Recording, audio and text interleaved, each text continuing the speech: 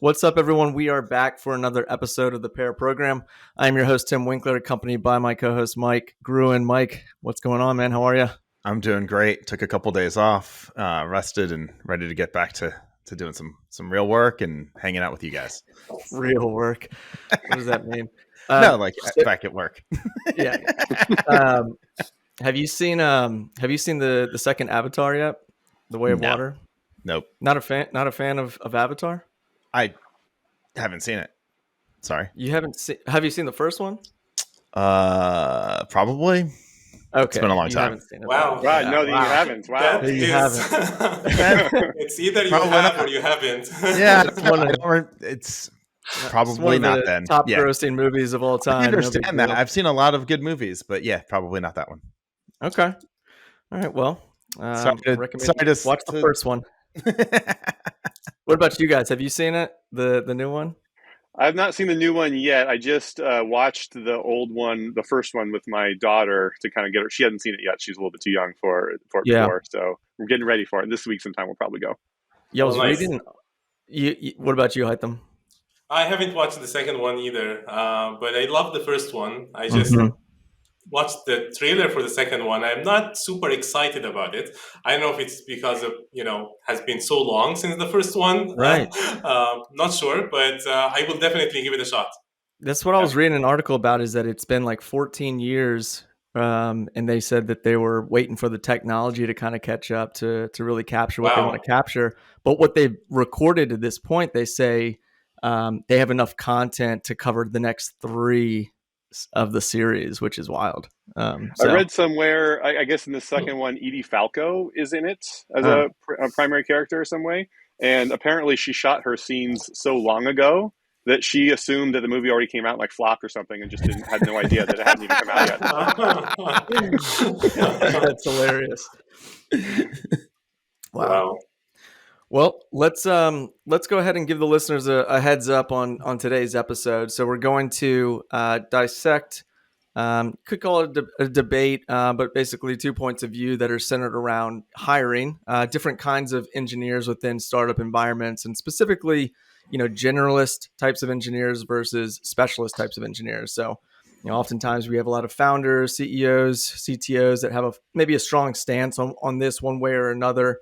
Often might not want to deviate from their own style, but maybe this conversation might flip some viewpoints. So we've got 2 fantastic guests here joining us. Both have really diverse experience in hiring up engineers and building teams, from early stage startups to big tech companies like Lyft and Google. So we'll get some nice perspectives on the topic. Haytham and Nick, thank you both for joining us on the Pair Program today. Thanks for having us. Thank you for having us. Sure. So before we dive into the discussion, we do like to kick things off with the fun segment that we call Pair Me Up. Pair Me Up. Here's where we're going to go around the room. We'll shout out a complimentary pairing. Mike, as always, you start us off. What you got for us? So for those actually watching the video, you can see I'm shaved. So, which is not common, but my pairing is big projects and playoff beards. So the reason I took a couple days off was for the last month plus, I was totally crushed by end of year reviews. I have a large team and a lot of people to review. So I was working a lot of late nights and long hours. And during those crunch times, I just go with my hockey playoff beard, don't do anything and don't maintain it. And then when the project's done, I shave it. So it's a nice little reprieve. So that's my tradition. I've been doing it since college. So that's my pairing. Nice. Nice. I'm sure our viewers appreciate it. You look much cleaner, like you've showered recently. Also, there's a big Rangers Caps game coming up soon. Yes, there is. December 27th, actually. So I just assumed you'd be busy. Yeah, that might actually segue right into my pairing. I'll jump in. So, my pairing is a derivative of a life-changing event that my wife and I recently experienced last week, Tuesday to be exact. We welcomed into the world our first child, a daughter. Her name is Alice. And with that, I'm going to go with newborns and a new purpose. So, for those parents that are out there listening, I'm certain you can relate, but your life takes on new meaning when you bring a child into this world. And it's the best thing that's ever happened to us. And I feel like my wife and I both have this new purpose in life, which is baby Alice. So that's my pairing. Get a little teary eyed, sentimental on this one with newborns and a new purpose. So Nice. I'm pumped. Yeah. Congratulations. Congrats. Thank you. Awesome. I will close in the 5-second scramble with parenting tips, I assure you. So Bit too soon for you to say that, but yeah. No, I'll be asking for you, them. He'll be asking them. Yeah. I will not be giving any parenting tips. All right, so let's pass it to our guest now. Haytham, if you want to give us a quick intro and tell us your pairing.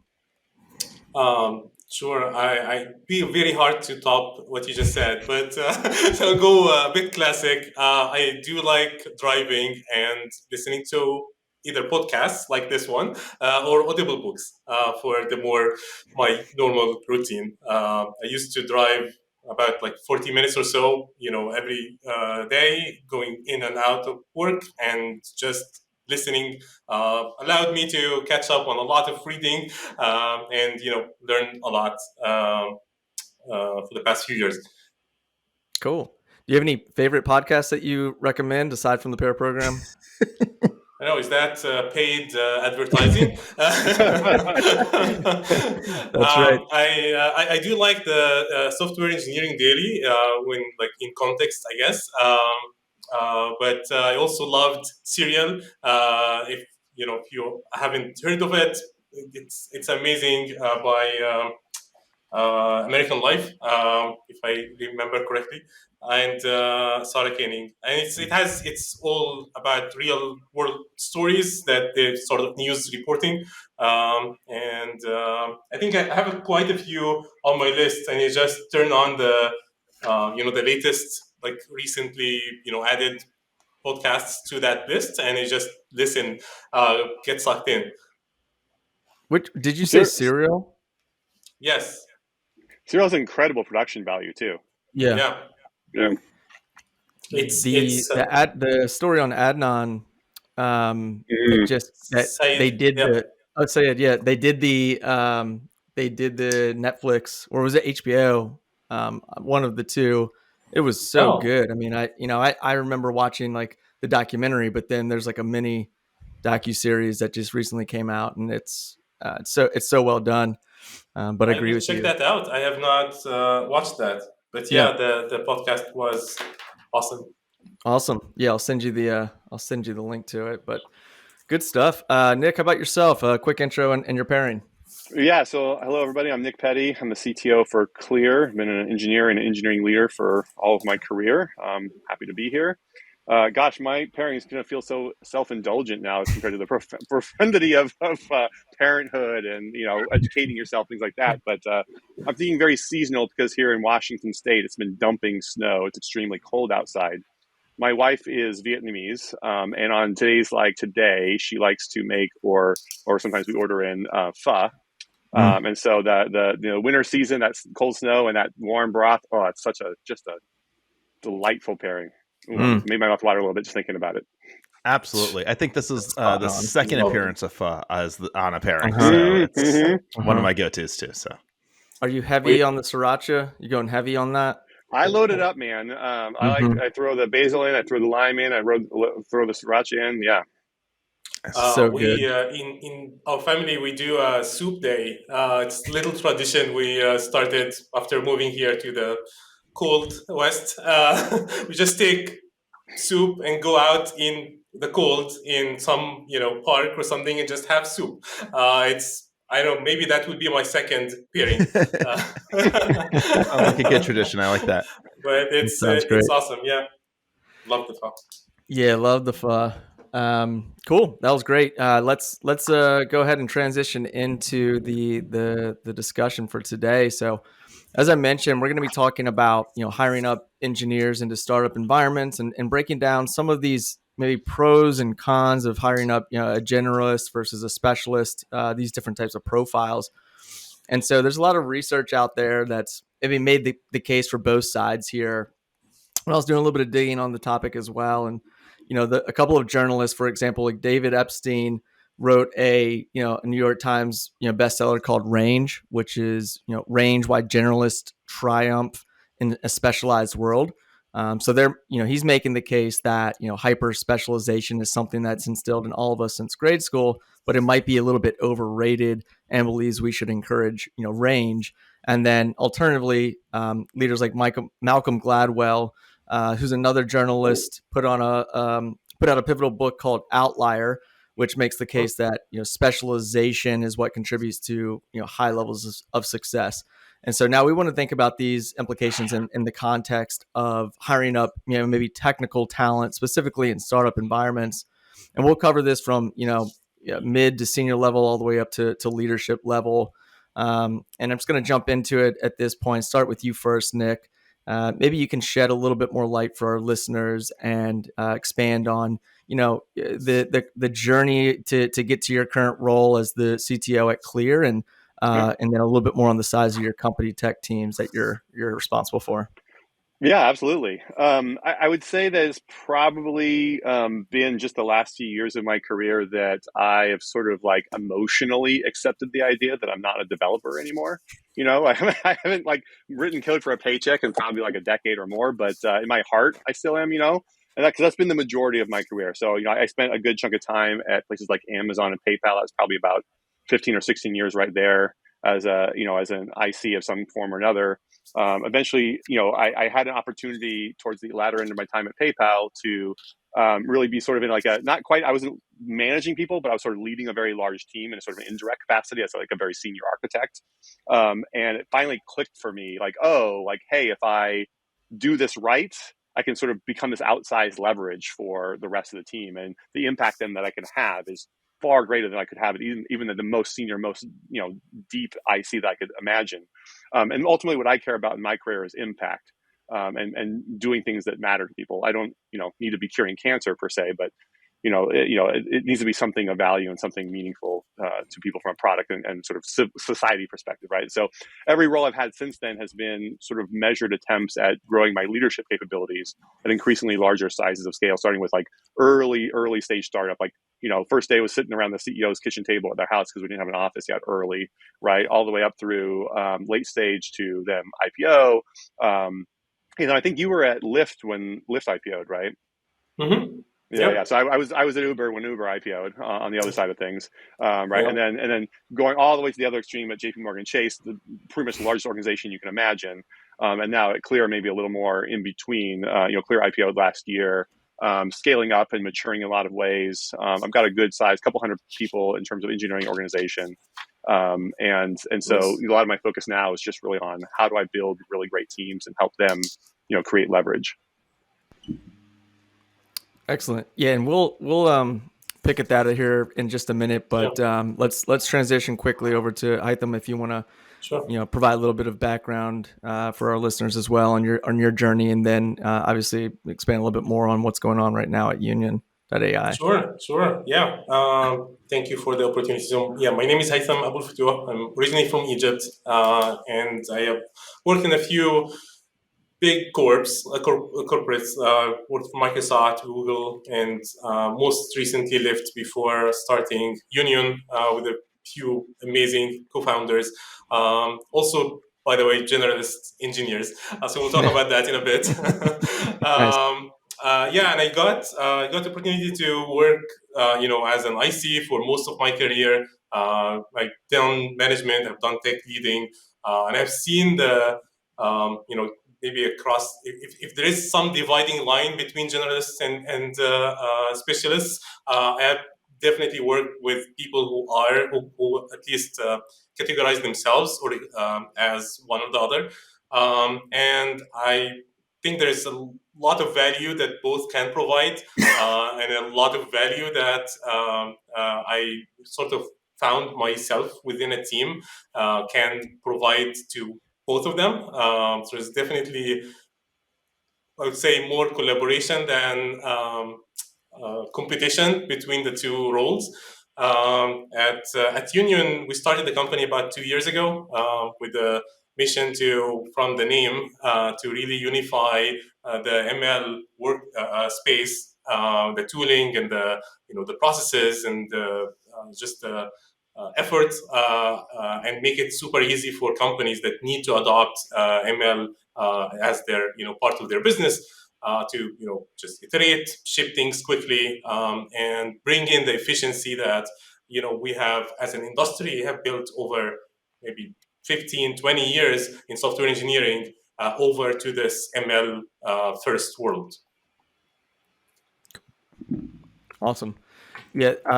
Let's start with you, Nick, on this, because you recently just went through a little bit of a hiring spree, as you mentioned to us on our intro call. Talk to me a little bit about that. What level you were kind of looking at bringing in, and then let's break down, what you were looking for in terms of these molds and why. Yeah, it's a really interesting one in the context of CLEAR, actually, because upon joining CLEAR, so I'm still very much hiring, by the way. Quick shout out. But where I started when I took the role was really at my most senior leadership team. I didn't really have a sort of senior leadership bench. It was a lot of like frontline managers, and very much I think the vestige of the company really scaling up really quickly and maturing really quickly, and now finding itself in a position where it's time to sort of like take that next level up in terms of organizational structure and potentially specialization. But interestingly enough, when I looked at hiring my leadership bench out, I was really focusing on generalists, actually. Specifically, and what I kind of built to each of my hires was that there is going to be a significant sort of pillar or vertical chunk of functionality to own that's going to be meaningful and impactful for the company, for sure. But what I really care about the most are leaders that can reach across the organization and help me sort of solve a bunch of different kinds of problems that are more horizontal in nature. Just again, because it's really about CLEAR really sort of taking off in terms of the scale of things we're doing, the types of things we're doing, expanding outside. I think most people know CLEAR as an airport business, right? And there's now so much more that we're doing and are going to be doing in the future. And getting there requires you maturing our collaboration, maturing our processes, up-leveling our talent, maturing our tech stack in many ways, right? And each of those things is not really a vertical problem set, right? It's sort of horizontal problem set. And so as I brought on really, really great, strong leaders that I'm really thrilled with, each of them has sort of approached a much more sort of first team versus, okay, I'm going to focus on my little area and make this good. And, everybody else can worry about their own areas instead. And I think that's probably the right thing for now. Having said that, and my belief, by the way, just to throw it out there to kind of juicy up the conversation a little bit, is that it's really not a choice, but more of a spectrum. That I think you make intentional choices about the when you want to think about generalists versus specialists, and there may be times when one's appropriate versus the other, and you kind of the trick or the nuance is knowing when. And it's not necessarily even linear, right? You don't graduate from specialist or generalist to specialist, for example, and then you're just on specialist for forever at that point, right? Like sometimes you come back around. At various points in my career, I've had opportunities to do what you might call like a startup within a large company. And in doing so, you end up sort of coming back around to, okay, now I'm hiring generalists again. And then you sort of maybe work your way towards specialists as you need to for scale. Nice. Yeah, it's fascinating. And, this leadership level, and I know that titles can mean something in every org, but we talking like EM's director level of engineering, or what these are kind more VP level, VP level. Yeah. Okay.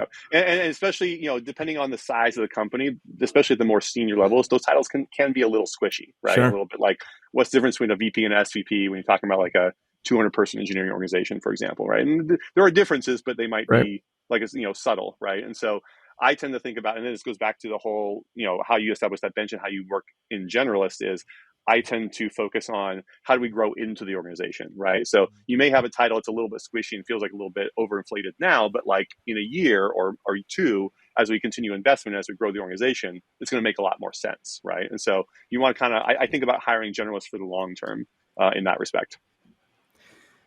And Haytham, obviously we're in a much smaller situation here at Union.ai. Maybe, what's the size of the tech teams here? And, you mentioned that you're hiring as well.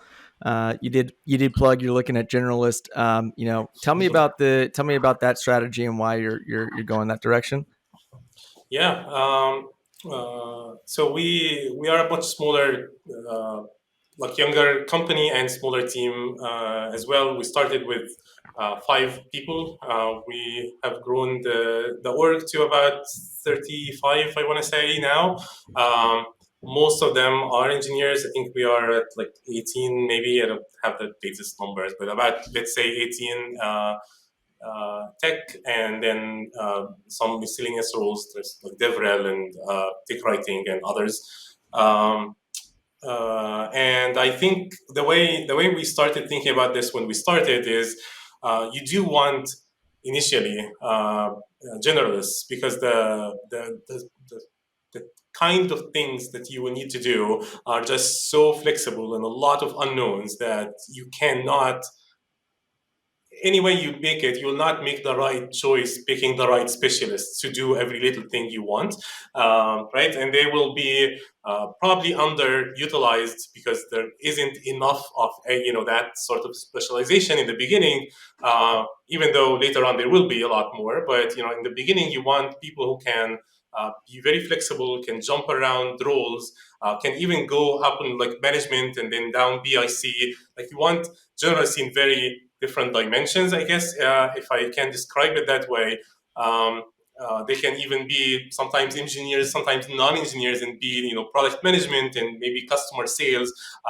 Like they can just work all across until you get to a point. And I agree with Nick on that like, it's not really a binary switch that happens, right? It just when it's different, of course, across the company, like in different roles in the company, where you start recognizing and realizing that for that particular thing, you need maybe more specialization.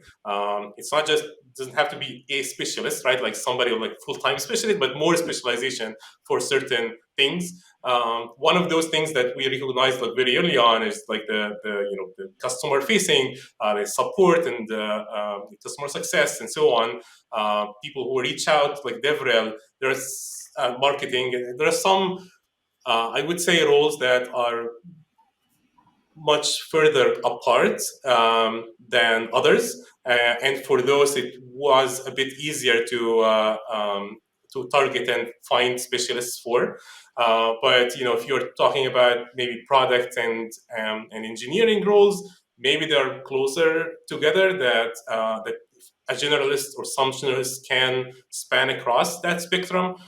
I think the other thing I would say, another area we saw is like security. There are just some, even within tech and engineering world, there are certain domains that are just too big for somebody to sort of, I don't want to say casually take them on, but just without the full knowledge of the domain, excel at.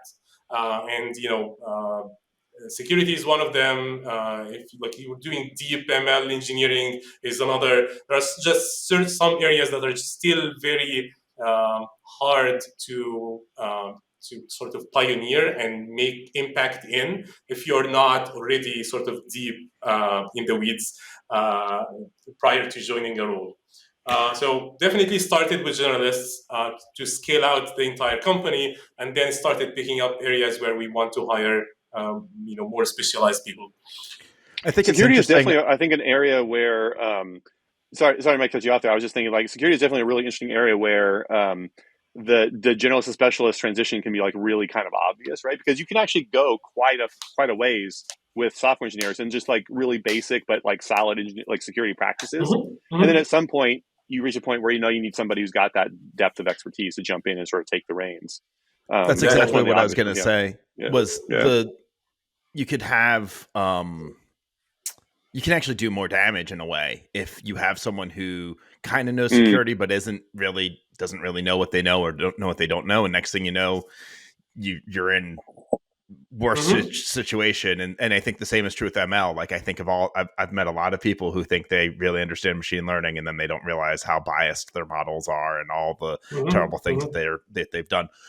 Same in security and the rest of it. So I do think I totally agree, right? There's this like good best practices and understanding and just making sure that people know what they know and know what they don't know. And then you can start bringing in more specialists. Security, both of those are areas where, I mean, I would argue security is such a big domain, machine learning is such a big domain that there's generalists and then there's specialists within just that, Mm-hmm. and Right. Absolutely. understanding that as well. And we should probably clarify, when we talk about generalists and specialists, we're kind of using a couple of different dimensions here, right? Because on the one hand, you can think in terms like skill set, tech stack, things like that. I actually tend to think of it more a little way in the ways that you were talking about, Haytham, in terms of like different hats you wear, right? Mm-hmm. So are you an engineer who can also sort of wear a product hat? Are you an engineer who can also speak to customers, right? Things like that. And then, at some point, and you can find a few of those folks, and then you get started as a company or as a team, and you can get pretty far that way. But then at some point, you just can't find too many of those people, right? And you need to, and you don't want to anyway because you start to scale up. You need to start to have people who really only focus on that one hat over time. I think my personal experience is that's kind of how most organizations end up making that transition. Is that you realize you can't hire 200, people who can wear all the hats, because there aren't 200 people that wear all the hats. And I think that's an interesting distinction. It's actually one of the notes I made was the distinction between generalist versus really, I think what both of you are talking about is maybe more around versatility and adaptability than say generalist, right? Like for me, a generalist is someone who can do a lot of different things, kind of simultaneously, like as opposed to someone who's versatile, who can flow from one role to another. Like today we need someone who really understands this versus, being able to do that. I'm curious, like versatility, adaptability are things that I sort of think of more, especially at startup stages. And then the other sort of common one I've seen, I'm curious to get both of your opinions, is the notion of a T-shaped engineer, where they have a breadth of knowledge. That's sort of their foundation, but then they definitely go deep in certain areas. And then aligning that with sort of who you're looking for. So you get somebody who maybe is a really deep back-end software developer, has some familiarity with like CI/CD, some familiarity with say security, and a little bit of data engineering, but really they're like a back-end engineer. Like that's their bread and butter. And sort of that notion of a T-shaped sort of this generalist in some areas, but definitely kind of specializing. I'm curious what your thoughts are on that. To whomever wants Mike, to answer. I think I'll jump in because Mike, you're like we're on like the same wavelength today or something. I was thinking the same. That T-shaped idea was I was going to bring up next.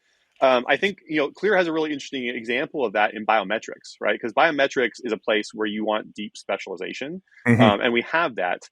But at the same time, biometrics is also really, really core to experience, right, and to the product essentially, right? And so what I think about when it comes to like T-shaped engineers is really, again, a spectrum, but really from sort of more junior to more senior, right? As I expect my engineers and my engineering leaders, as they become more senior, whatever specialization they have, right? Obviously that goes to increasing depth, but then also in terms of that T-shape, right? That like that person should also be able to think really deeply about the customer experience, about stakeholders, about the product, and like apply their depth to sort of that broader perspective as well. I have some really great, very senior, like principal engineers, for example, in my biometric space that, really know their stuff really well and can do incredible things. But at the same time, have a really strong lens on what that customer experience is like and how biometrics plays a part in a product experience, right? I think people biometrics is still relatively new and interesting, so people tend to kind of focus in on it. But as I commonly tell my team, good biometrics should be invisible. It should be like the electrical outlet in your wall, right? You should never even think of it. It's just there and it just works. And in fact, the only time you really even acknowledge it is when it suddenly doesn't work for some reason. So the goal is always to try to keep it like invisible and deep, but highly, highly effective. In order to do that, you have to have both that depth and also that perspective on what the product experience should be like. I'm curious, Nick. So are you the people you saw grow into this sort of T-shaped employees? Did they start as a generalist and then they started building up the vertical sort of expertise in one area, and they just maintained that? Is that how? Yeah, it's really interesting. I've seen both, to be frank, and it's a really interesting question because I think you can have both, but in my mind, the things that are really interesting, and I think this is where your space and my space are sort of paralleled, is that like there are areas like in ML you need to have some depth of expertise, but again, if ML is like core to your experience or core to your product or your platform, right, then you're also going to have that broader perspective. But you can have the same thing happen with a generalist also. Yeah, I have definitely seen, and I'm trying to reflect on like the team we have built so far and the people I've got the pleasure to work with before, and I think I have seen more people who were sort of hired as a generalist and then started either developing expertise, or they already came with this expertise in one area that was just not sort of known in like sort of the interview process, or not, they were not really hired specifically for that area, but they started either leaning towards working more in this, or maybe advocating more in that area, and started being presented within the company as that the T-shaped employee, right? In that they can go, they have breadth knowledge around different areas, different hats, and so on. But they have very, very deep understanding of either ML or maybe some CI/CD systems, or like whatever the situation is. But I've seen less people who were hired as specialists, who sort of luckily happen to be generalists. Definitely seen that, but I feel like it's a lot rarer in my experience, at least. That brings up kind of an interesting additional dimension to the conversation then, which is like, to what degree do you prioritize intentionally creating environments and cultures where that can happen? Right? Is that something that matters, and do you do that accidentally, or do you do it on purpose, and sort of what does that look like? I've never, to be frank with you, I've actually never thought about it that way before. But as I heard you speak, I'm thinking about, like, obviously you want to create environments where people can learn, people can grow, people have mobility in terms of roles, things like that. Really, really important to me when I'm creating teams is creating opportunities for growth, because that's what people really care about in their careers. But do you sort of create general growth, or do you create specific growth? And is it really just kind of what people you have on your team, or is it really driven by the needs of the business, or some blend thereof? I was curious, because as you were talking, I had similar thoughts about myself and my own career. You and me, man, we're well, right there. And what Haytham was saying, when I think back over my career, because I work primarily in startups, so it's usually these, like, we usually hired like someone for a role, but then like, I think of it as they were specialists that just learned more. Like they landed in an area, and then they took on the next and the next and the next and the next. And so I actually wonder, now that you're sort of putting it out there, maybe it's all about environment, right? Like it's the same person, and given this opportunity, they present as a specialist because their very first job, that's what they were needed to do. And they just went super deep, or the first couple jobs. But then there's other people who were in other environments where, like, now you're in this like crazy environment where today we need you to be the DBA, and tomorrow we're going to need you to be the security guy. Just speaking about myself. So, I mean, like, no joke, like it's crazy how many different, how did that happen? And I always consider myself a specialist, not a generalist, but I've now have this general set of skills, because I've gone like deep, whatever. So I just wonder if it's more of an environmental thing. I think we're all looking for the same people. We're looking for people that are versatile, adaptable, want to learn different technologies, want to grow in different ways. And both technology wise and also like skill set wise, like product management or managing people or all those different things.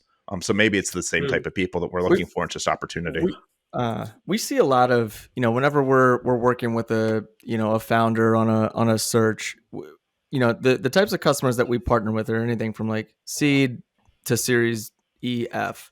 But I will say that when we talk about specialists, we're maybe looking at it through the lens of the product lifecycle. So, we want somebody who's really dabbled in this 0 to 1 phase, and beyond that, like, they might not be needed too much further, because it's a very specific piece of this project that we're in, project or product lifecycle. And so that really helps us dial in on, okay, we need to really make sure that when we're speaking with candidates, let's talk to them about where did you have this 0 to 1 experience, like really walk us through it and explain to us like what pitfalls you ran into, how'd you troubleshoot them. Whereas that in itself is a specialty. I mean, it's a very niche piece of development. Whereas we see it a lot in product management, right? And we talk about this on the pod quite a bit, where it's like you've worked yourself out of this phase of PM, and you almost need to know when to tell yourself, like, guys, you need somebody that's really good at this, finding product market fit now, because I'm not that person. So we see that as almost like a differentiator when it comes to a specialist type of resource, even though it could be same tech stack, but it's a very different style of where's the product at in its evolution. It's a really good point, and I think you especially see that within like the C-suite, and especially with like founders, right? Where like, Mhm. and I remember a young Nick Peddy, early Silicon Valley, being part of a startup before I was even at Amazon, where the company got its funding, Series A, big Series A round, and then immediately the founders were fired and replaced by the investors. For me, I was like, I mean, today that's like a very typical story, but for me, like, I was like, wait, what? That's even possible? Like, how can you get fired from your own company? But everybody's like, yeah, no, they're not the guys for the next. They got you here, great. They're not the guys for the next phase, and they know that, and we know that, and that's just how it is. And I was like, oh, I never really thought about that way at that time. It was really interesting. Usually they don't know that. Fair, that's fair. That's just what they say. Fair, and I've been part of those stories too, for what it's worth. I know. Haytham, I got a question for you. So your background, you've worked at some really, big tech companies, a lot of FANG companies, Microsoft, Google. You worked with Lyft. When you were building out this early team, and you've got a couple of co-founders, correct? Mm-hmm. Yeah. Was some of this hiring through your internal network, and with that, were these folks coming from these big tech environments, and not to say that folks coming from big tech environments aren't versatile, but when we look into certain skill sets or soft skills, we do try to find folks that maybe have some specific startup experience. They say scrappy, right? It's a big word that Yep. gets thrown around in startup world. Did you feel any sort of, well, one, did a lot of your team come from these bigger tech companies, and did you tap your network, or did you, were you intentional and like, I want to go outside the box of who we know or our network, because I think we might find different skill sets here that might adapt better in this earlier stage that we're in? That's a great question. It was definitely, I think the first few months were a struggle on hiring, as probably Nick can, or like anybody who worked really for an early stage startup can tell. I think that we were intentional about hiring generalists at that stage. We were like, we do want people who are versatile, who can work flexible in different areas, who can pick random areas that are not even like tech stack based, right? Just to get things going. We did tap our network. I did, and all the other co-founders did, but not just as a sort of a general call out to hire people. We try to find the people or reach out to the people who we know, having worked with, that they possess the same skills or the same versatility that we are looking for. I wouldn't really say that. I know there's I guess, what's there's what is the word I'm looking for? Conception, I guess, about the people working for big companies, that they are more of a small gear in a bigger machine. But having worked for a long time in those, and I probably Nick hopefully can back me up there. There are a lot of very, very strong, versatile employees and engineers across the stack, who are not there because of their specialization, because they want to just do the one thing, but because they are this T-shaped employees, more or less. They are very deep in an area, and this is what that company needs them for. But from their sort of skill set and background perspective, they are very, very versatile, even within the constraints of a big company. They can go around, and I've seen those people grow a lot. Like the big companies still need these people, and they sort of recognize and grow them. Once I go, I think, in like management and maybe C-suite and that level of management, you do want people who don't get sort of stuck in one thing. You do want them to have the flexibility and the not just tolerate the sort of randomness that comes with the job, but actually embrace that and look for it. Look for opportunities where they can have impact, like breadth impact. So those are the people we try to reach out to. We were very fortunate to hire people from big companies, and who are not in our, not necessarily from our immediate network, and also from the startup, other startup experiences or backgrounds.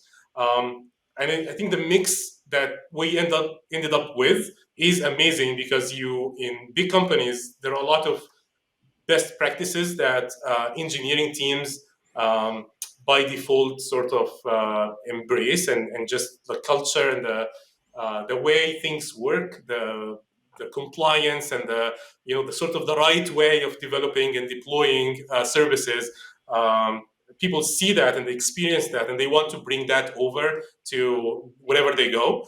So they came with these sort of perspectives in mind.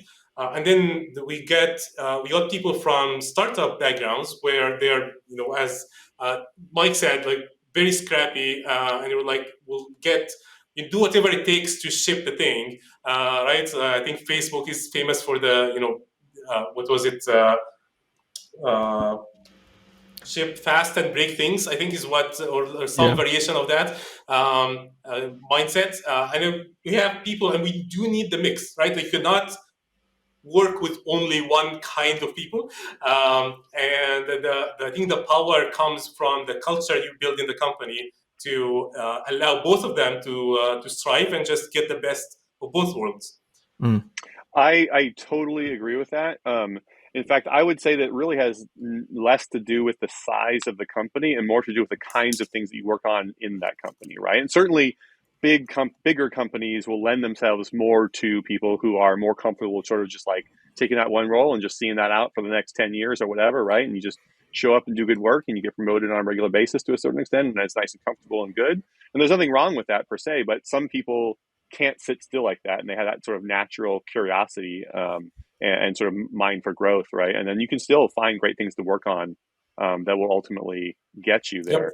Yep. In fact, that's probably one of my number one pieces of advice I try to give, especially to my leaders, career advice wise, is don't think that your growth is dependent on you sort of accumulating sort of all this like fiefdom and sort of and specialization. It's actually about continuously engineering yourself out of your own job, right? The analogy I usually use is like chess. If anybody plays chess, right, you develop your pieces over the course of the early, mid, and late game of and at some point you'll have chess pieces inevitably to get stuck somewhere, right? Because your opponent did something and now you've got pieces in a corner sort of guarding that piece or preventing that piece from doing something, and that piece is pretty much just done for the rest of the game now, and there's nothing you can do. It's still playing an extremely valuable role in the game, but you can't do anything with it anymore. It's stuck there for now, right? Versus a piece that can move around and sort of play offense, defense on an ongoing basis.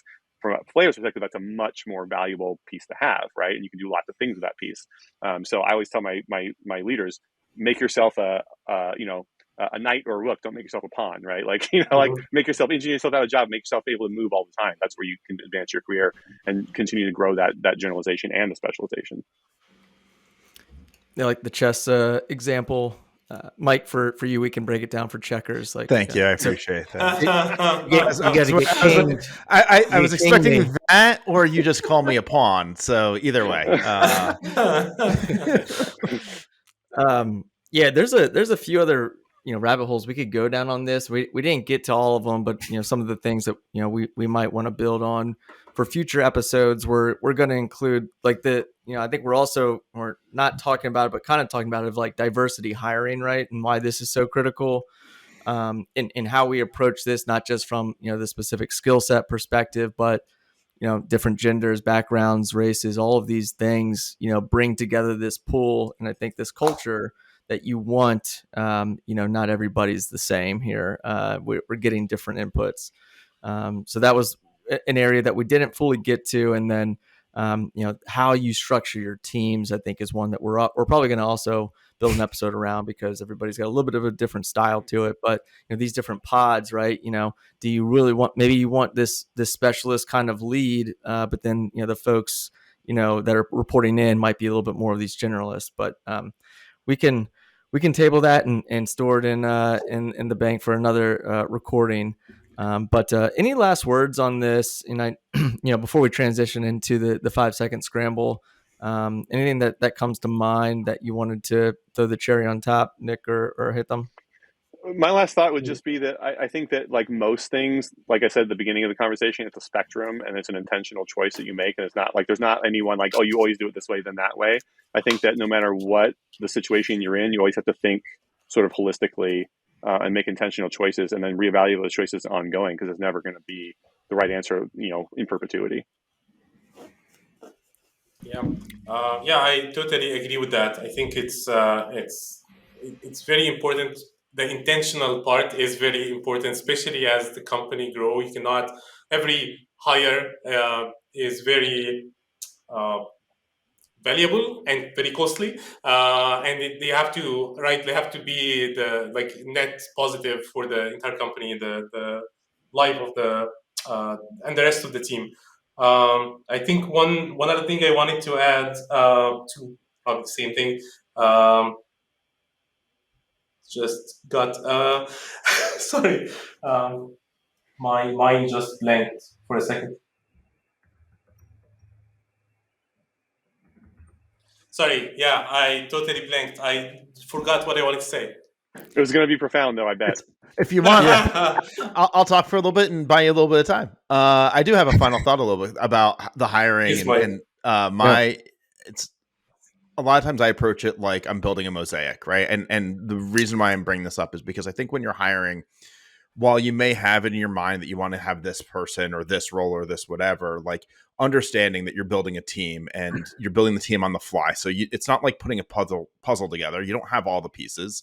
You're trying to find them and fit them together.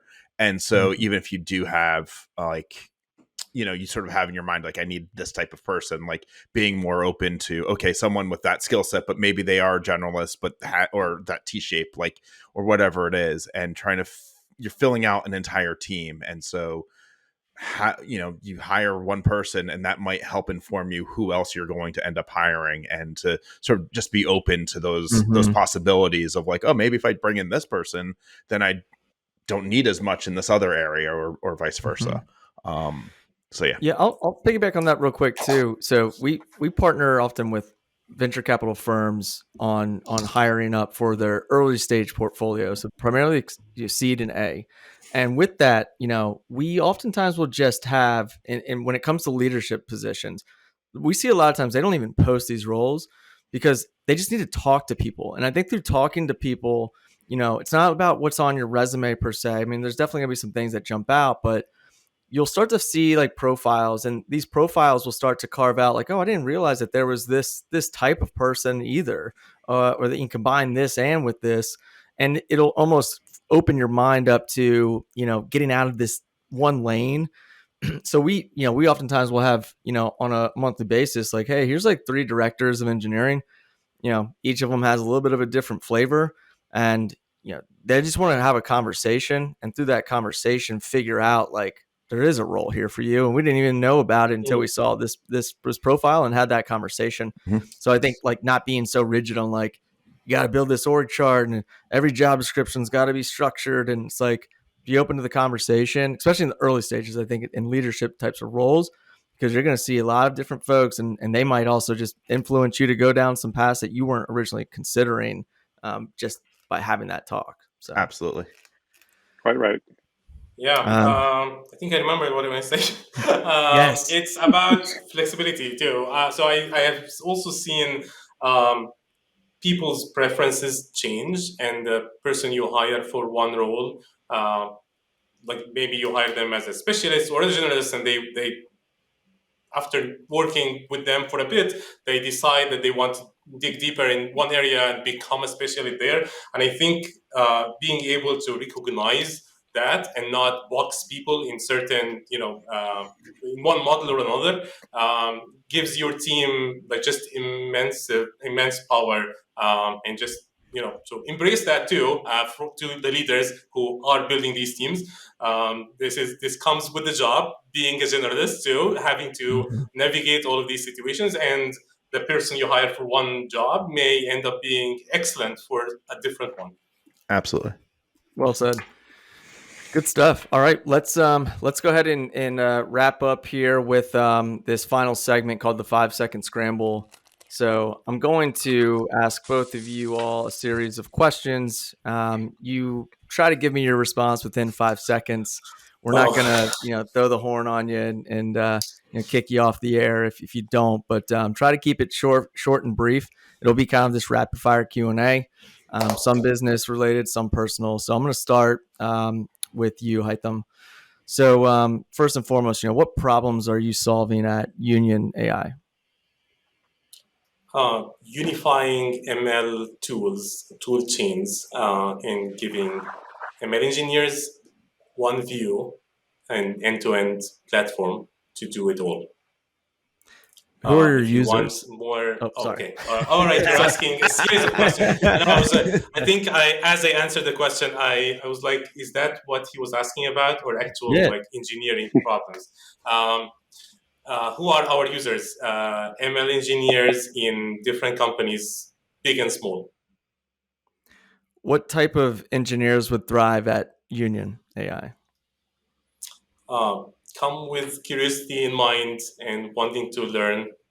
Be open to talking to customers and learning what they actually want, and you will thrive here.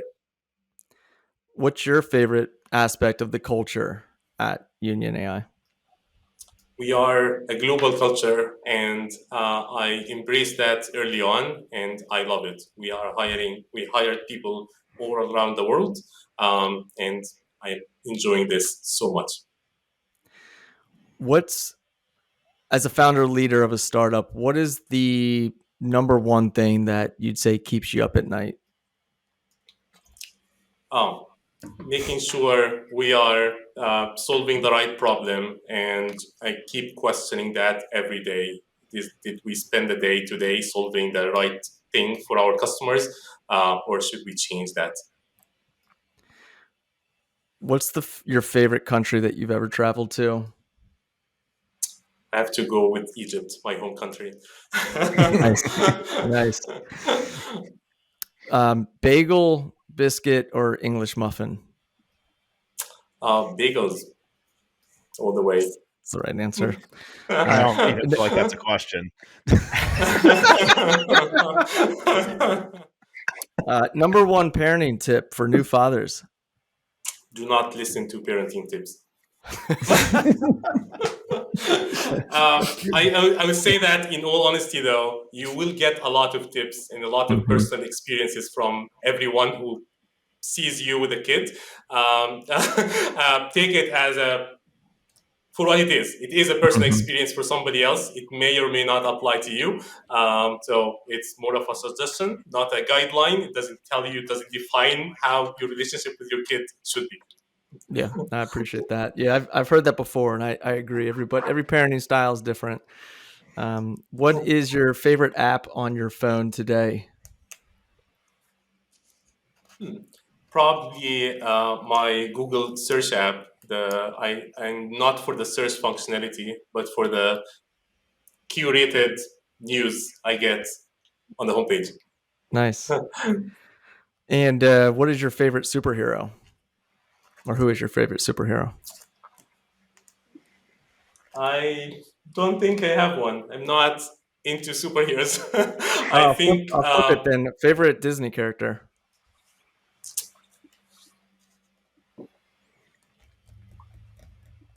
That's a tough one.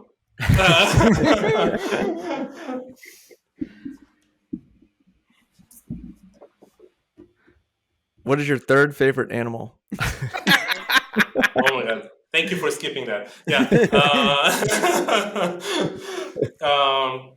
Cats. You said third, right?